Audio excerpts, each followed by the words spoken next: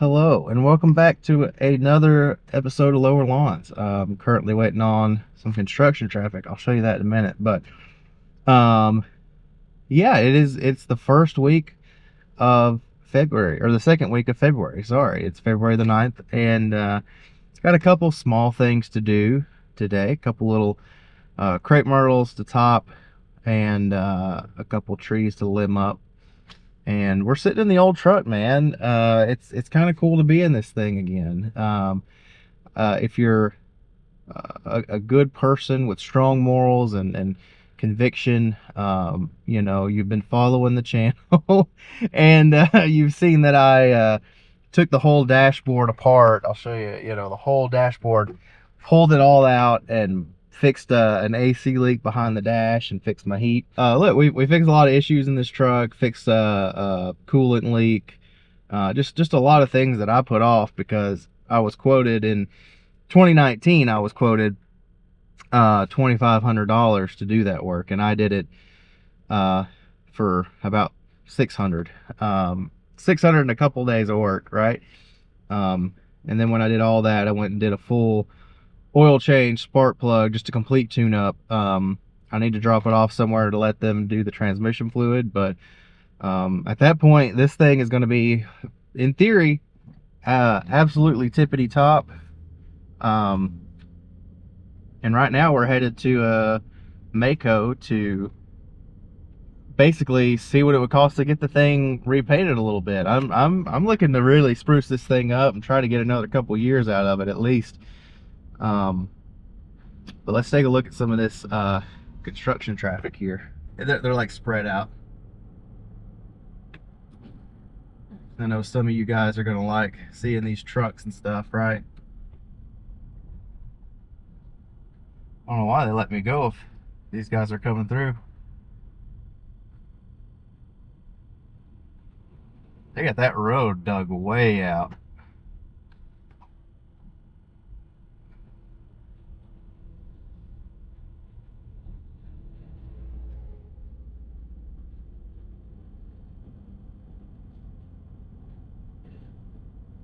I feel like in comparison to other places that we've been, because we just went to Florida, and you're going to pass a ton of construction going through Atlanta and all that stuff.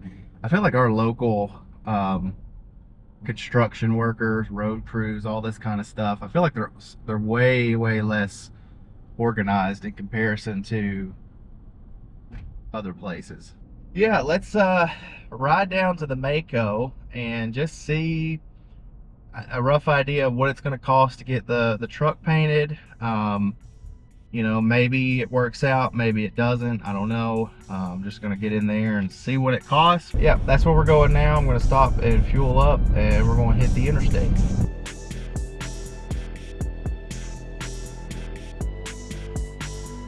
All right, so what a disappointing day so far. We went to the Mako.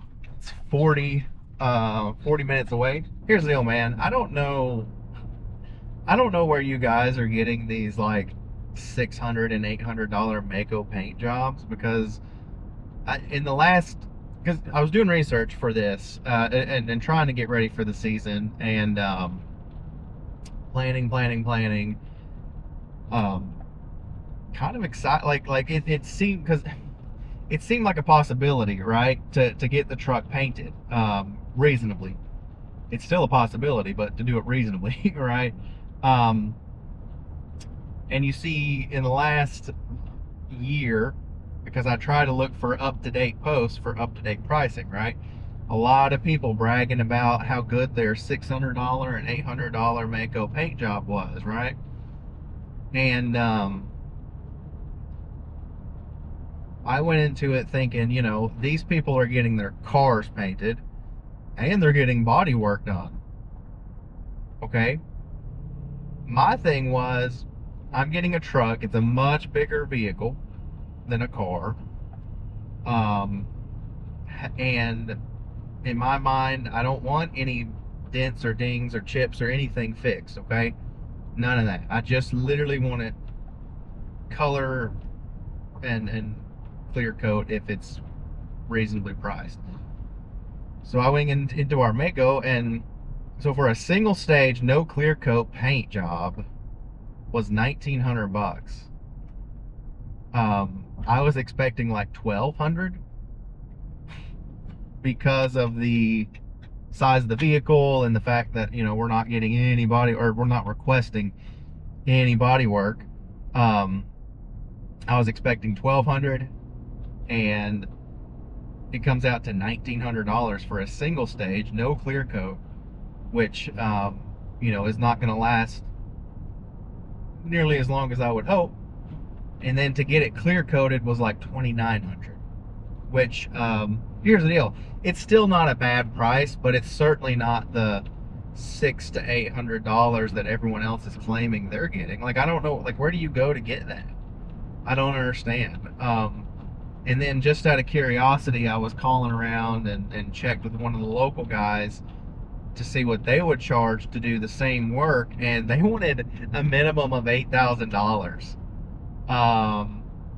Like, where does that number come from?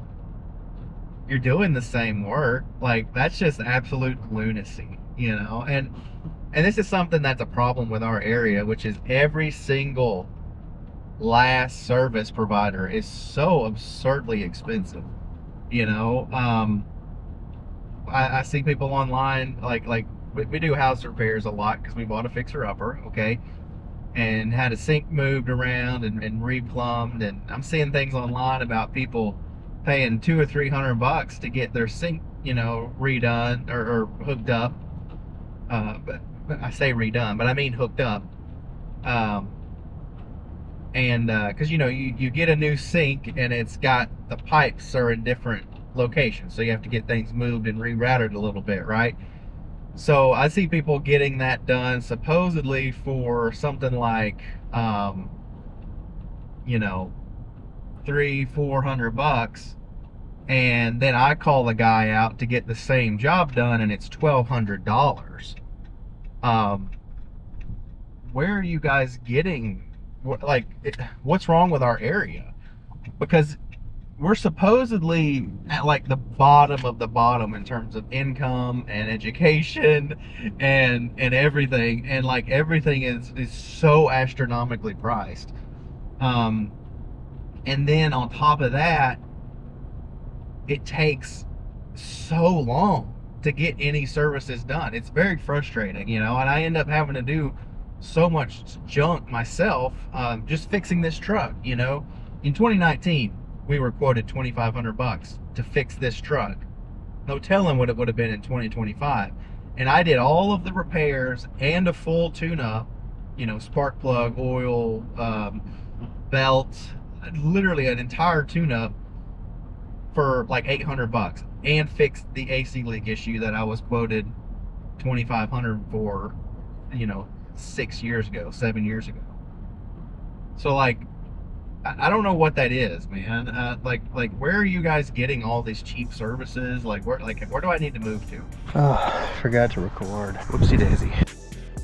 That's right, back for 2026, and holy cow, it is March the 29th as I record this. The footage you're watching is from February the 9th, and 2 months, I don't even recognize the business. So much has happened in the vlogs coming up. So much has happened. I added a major service, fixed up the old truck big time. You're gonna see all this stuff, but there's just so much I can't actually talk about yet. It has been an insane year already. Huge changes for me.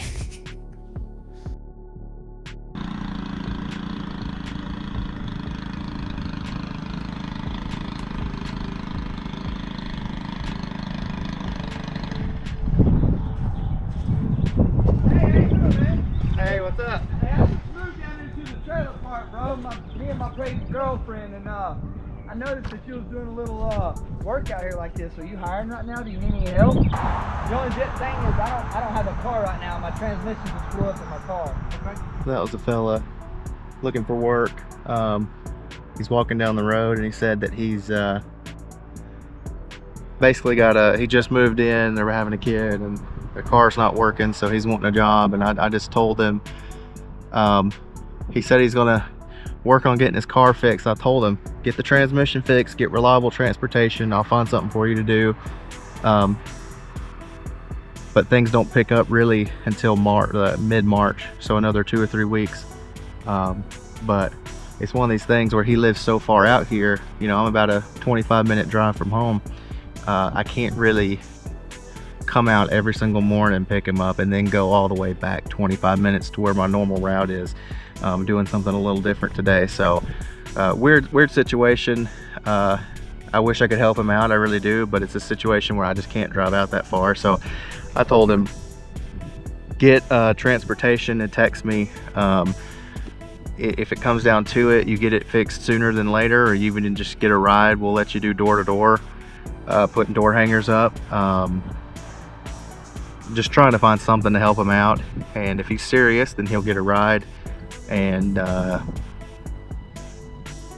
we'll take care of him. He never called or texted. So we're back in the new truck. Went ahead and got that job done. And you know, the little truck has served its purpose.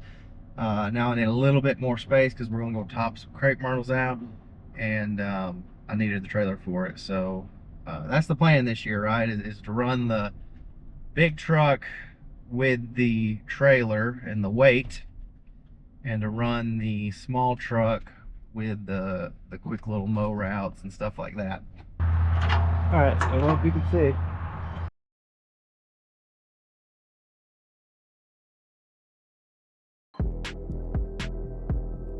And of course you can't see, because why would you be able to see? It's one of my videos.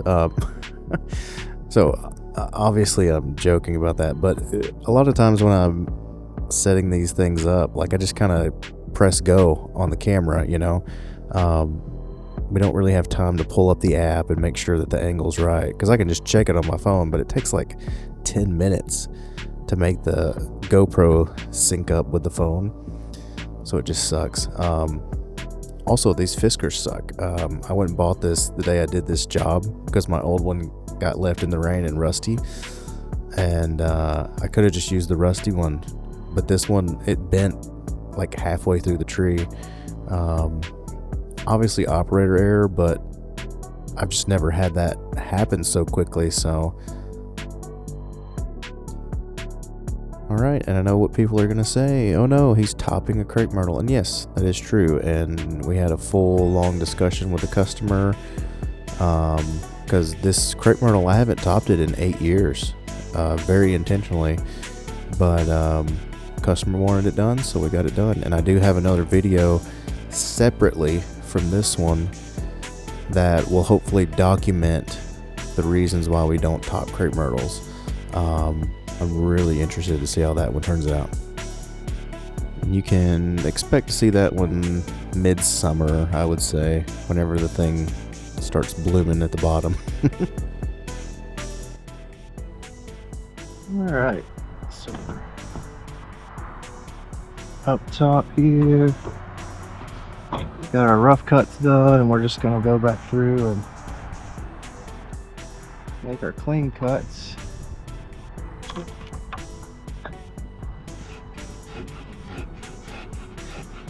And so you'll notice I made that one cut with the lopper and then went straight to using just the saw.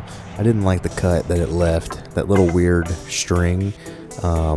It's not a really good cut, so we'll fight with the saw the rest of this one.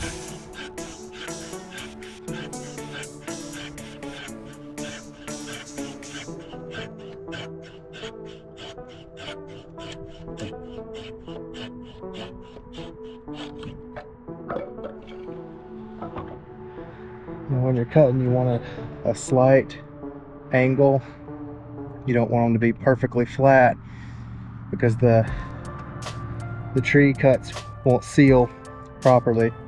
So give them just a little bit of an angle, and really it doesn't have to be like that sharp of an angle, just a little tilt. So this song here is one of the new ones from my new software and instruments and stuff. So just whatever I'm going to say here, fine, but let me know what you think.